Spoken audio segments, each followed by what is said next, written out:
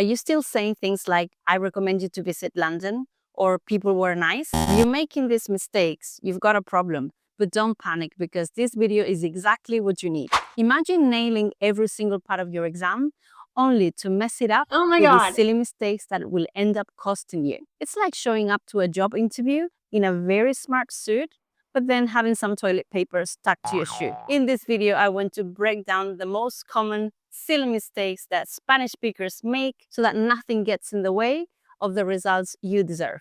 Let's begin. Hello, my name is Monica. I'm an EOI teacher in the south of Spain. And on my channel, I help you to take your English to the next level. I wanted to highlight something before we started this video. We are all humans, and more than that, we are not native speakers. And that's why we are likely to make mistakes. I definitely make them on a daily basis, and I'm sure you do as well. But the purpose of this video is to make you aware of these mistakes so that you can correct yourself so that you get better results. One of the main reasons that we keep making these silly mistakes, even at an advanced level, is because we don't get enough real spoken English practice, especially with personalized feedback. And this is exactly where Italki can make a huge difference. With Italki, you can choose a certified teacher that fits your level, your schedule, and even your learning style. Some teachers are more conversational, some others are more focused on exam preparation, and that flexibility is key whenever you want to level up. As you know, I've tried Italki myself when learning Italian, and for me, the best thing was to get instant corrections and instant feedback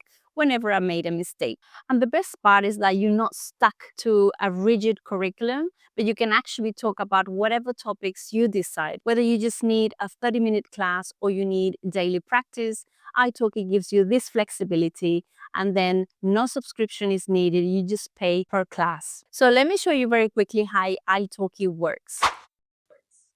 Once you sign in the app or the desktop version, you will be able to select the language that you are interested in learning on the top menu and then apply different filters.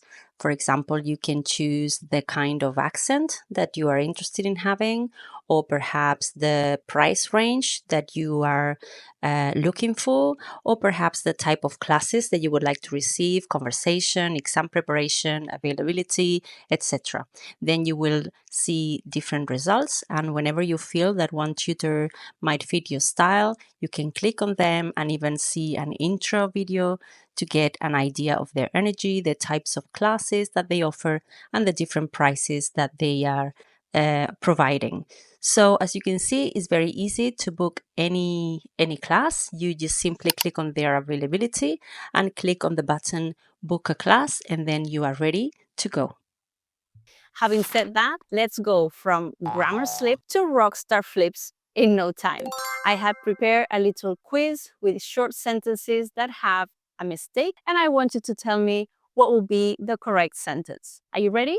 Let's go. Mistake number 1. People is very friendly. The correct sentence is, people are very friendly. Well, this is obvious because people is a plural noun. That's why you need a plural verb. People are very nice. So you need to think of people as they, all right? So we say they are, so you need to say people are. This might seem obvious, but of course, when we include auxiliaries or different verbs, the thing gets trickier. For example, people have decided to take action, or people has decided to take action. The correct sentence is, people have decided to take action, because again, have is the plural verb. That's why we need to say people have and not people has. The second mistake is a classic, and that is, I am agree. The correct sentence would be, I agree. And the reason for that is that agree is a verb on its own in English. In Spanish, we need to use the verb to be, estoy de acuerdo, and that's why we get confused and say, I am agree. However, we need to remember that agree is the verb on its own. So I need to say, I agree or I don't agree with you. Mistake number 3 is, I recommend you to visit London.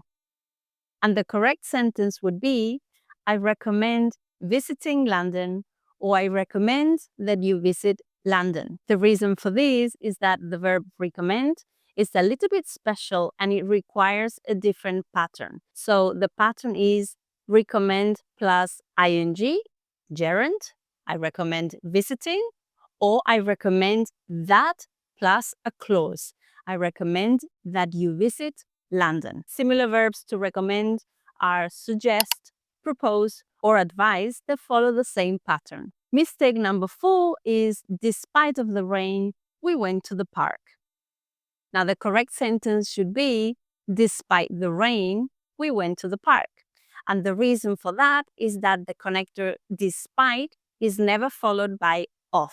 If you need to use the preposition of, then you need to use the connector in spite of. In spite of the rain, we went to the park. So remember that despite is only followed by a noun, despite the rain, or a gerund, ing, despite it being raining. So we need to use the gerund or we need to use a noun, but never a full clause. If you need to use a full clause, then you need to add due to the fact that. For example, due to the fact that it was raining, we went to the park. Mistake number 5 is depend of the situation. The correct sentence would be, it depends on the situation. So there's several factors here. First of all, you always need the subject it. It depends. And the verb needs to have the final S for the singular because it goes with it. It depends. And finally, the preposition that you use is on and is never off. It depends on the money, the weather. Now, but the worst part is when I hear people say, it's depend of the situation. So remember, the S doesn't go with it. It goes with the verb, of course, because it's third person singular. It depends on the situation. Mistake number 6 is I didn't know nothing. The problem here is that we have a double negative and they don't exist in English. So you need to say, I didn't know anything. Whenever you have a negative verb, like I didn't know, then you need to use an any formation. So I didn't know anything, I didn't see anybody, or I didn't go anywhere. Mistake number 7 is I did a travel to Italy. And the right sentence should be, I took a trip to Italy, or I went on a trip to Italy. So there's two problems here. The word trip and travel. So in English, trip is the noun. So whenever you want to say viaje, you need to use trip and not travel because travel is the verb. And the second is the verb that goes with trip. We take a trip or we go on a trip. That's why we are saying I took a trip or I went on a trip. Mistake number 8 is he said me that he was worried. And the problem here is that say is never used without the preposition to. So the correct one should be he said to me that he was worried, or instead you can say he told me that he was worried. The reason for that is that the verb say is say something to someone. If you need to include the person, you can say to a person or tell a person. He told me that he was worried. Mistake number 9 is, what is your actual job? This phrase is wrong if the meaning that we want to express is, ¿cuál es tu trabajo actual? ¿En qué trabajas actualmente? The correct question should be, what is your current job? What is the job that you have at the moment? So remember that actual, it's a word that exists in English, but it means your real job. So for example, imagine that you have been saying to a friend, oh, I am a lawyer.